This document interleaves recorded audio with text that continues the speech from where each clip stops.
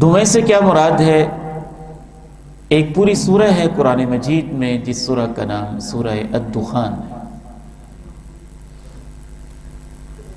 اللہ تعالیٰ ارشاد فرماتے ہیں سورہ دخان میں، فَارْتَقِبْ يَوْمَ تَأْتِي السَّمَاءُ بِدُخَانٍ مُبِينٍ يَغْشَى النَّاسَ هَذَا عَذَابٌ أَلِيمٌ۔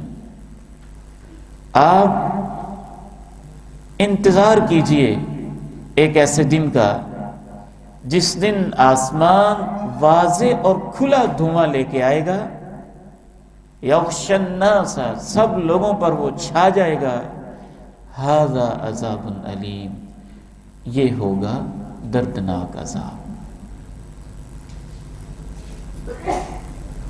حضرت عبداللہ بن مسعود رضی اللہ تعالی عنہما فرماتے تھے کہ یہ علامت واقع ہو چکی ہے۔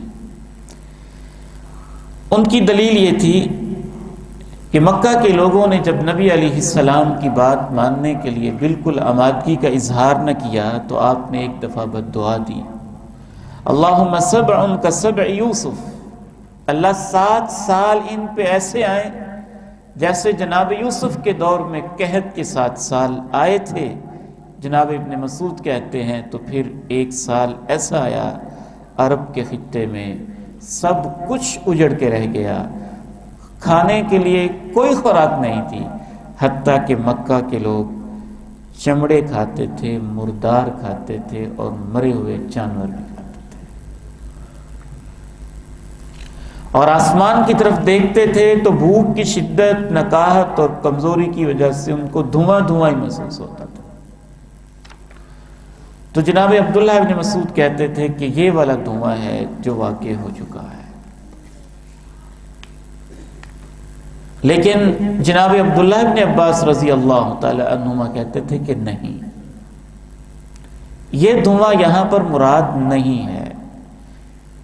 ایک دفعہ اپنے شاگرد سے انہوں نے کہا کہ آج تو میں پوری رات نہیں سویا۔ جناب ابن عباس نے کہا آج میں پوری رات نہیں سو سکا۔ انہوں نے پوچھا کیوں؟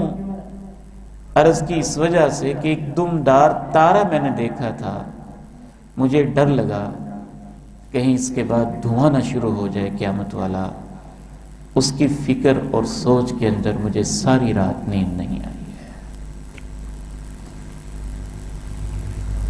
تطبیق یہ ہے کہ وہ دھواں جو قریش مکہ کے اوپر چھایا تھا وہ ان کی بھوک کی وجہ سے، قحط کی وجہ سے دھواں تھا، کائنات پہ نہیں چھایا تھا، ان کو محسوس ہوتا تھا۔ جس بندہ کمزور ہو نا بعض دفعہ تو آگے اندھیرا سا ہو جاتا ہے، تو ان پہ ایسا قحط پڑ گیا تھا کہ سب اس کیفیت کے اندر مبتلا ہو گئے تھے۔ لیکن جو قیامت کی وہ دھواں بھی ہوا ہے، یقیناً حدیث میں آ چکا ہے، لیکن اس دھویں سے مراد وہ دھواں ہے جو قیامت سے پہلے تمام کائنات پہ چھائے گا۔ کیسے چھائے گا؟ طبرانی شریف میں روایت ہے، حضرت ابو مالک اشعری رضی اللہ تعالی عنہ فرماتے ہیں، ان ربکم انذرکم ثلاثا، اللہ تمہیں قیامت کی 3 نشانیوں کے بارے میں وارننگ دیتا ہے کہ اس سے پہلے نیکیاں کر لو۔ الدخان، ایک دھواں، یأخذ المؤمن کالزکمہ، مومن کو ایسے محسوس ہوگا جیسے اس کو زکام سا لگا ہے، وَيَأْخُذُ الْكَافِرَ فَيَنْتَفِخ حَتَّى يَخْرُجَ مِنْ كُلِّ مَسْمَعٍ مِّنْهُ، اور کافر کو ایسے پکڑے گا وہ دھواں کہ اس کے کانوں سے بھی دھواں نکل رہا ہوگا، چھا جائے گا اس کے اوپر۔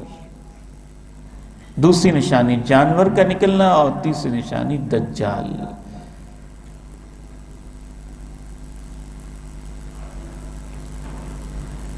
رسول اللہ صلی اللہ علیہ وسلم ان نشانیوں کا خصوصی تذکرہ فرماتے تھے۔ ان میں سے 6 کا نام لے کے آپ نے کہا صحیح مسلم میں، بادروا بالاعمال 6، 6 نشانیاں دیکھنے سے پہلے جلدی نیک اعمال میں مقابلہ کر لو۔